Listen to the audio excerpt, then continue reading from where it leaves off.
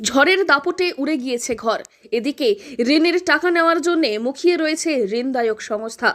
বাঁশের ছাউনি থেকে স্বপ্ন ছিল সুন্দর অট্টালিকা ঘরের। স্বপ্ন পূরণের এক ধাপ পূর্ণ হলেও সেই আনন্দ টিকল না বেশি দিন। রবিবারের টর্নেডোর দাপটে তাসের ঘরের মতো নিমেষে ভেঙে গিয়েছে স্বপ্নের সেই বাড়ি। ঝড়ো হাওয়ার সঙ্গে স্বপ্নও যেন মিলিয়ে গেল চোখের পলকে। অল্প অল্প করে টাকা জমিয়ে এবং ঋণের সহায়তায় বানানো সেই বাড়ি না থাকলেও ঋণের টাকা নেওয়ার জন্যই কুড়িয়ে যাওয়া বাড়ির সামনেই দাঁড়িয়ে ঋণদায়ক সংস্থা। মাথা আমি আমি ভাবছি যে ঘরটা দিয়ে দুই ছেলে, এক ছেলে কেরালায় কাজ করে, এক ছেলে পড়াশোনা করে, তারপরে স্বামী টোটো চালায়, এই দিয়ে আমরা সংসার চালাই।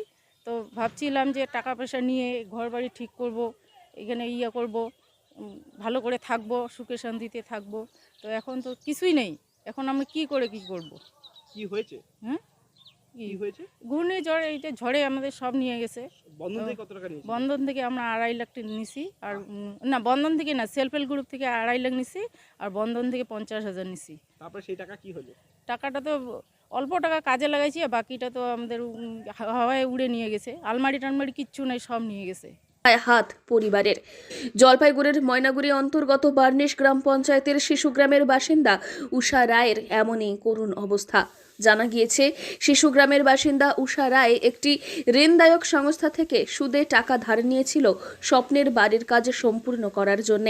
পাশাপাশি একটি টোটো গাড়ি কিনেছিল খানিক বাড়তি অর্থ উপার্জনের আশায়। হঠাৎ আসা ঝড়ে ভেঙে গিয়েছে সেই ঘর। ঝড়ের প্রকোপ থেকে বাদ পড়েনি টোটো গাড়িটিও। দমকা হাওয়ার জোরে দুমড়ে মুচড়ে গিয়েছে সেটিও। কি পরিস্থিতি এখন? এখন তো ভয়াবহ। কেন? এই পরিস্থিতি, ঝড়ে ঝড়ে সব শেষ। সব শেষ, কিচ্ছু নেই। লোন নিয়ে কি ঘর বানিয়েছিলেন? লোন নিয়ে কত টাকার মতো লোন নিয়েছিলেন? 2.5 লাখ। 2.5 লাখ টাকা লোন নিয়েছিলেন। এখন সেই টাকা কিভাবে দিবেন? এইটাই তো চিন্তা এখন। টোটো তো শেষ। টোটো শেষ।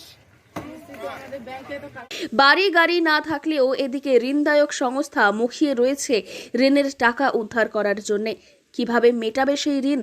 এদিকে সময় মতো ঋণ না চোকালে ক্রমশই বাড়বে সুদের বোঝা। এখন তা ভেবেই মাথায় হাত পরিবারের লোকজনের। টর্নেডোর পর শহর জুড়ে চারিদিকেই যেন শুধুই হাহাকার সাধারণ মানুষজনের। জলপাইগুড়ি থেকে সুরজিৎ দে, লোকাল 18 বাংলা।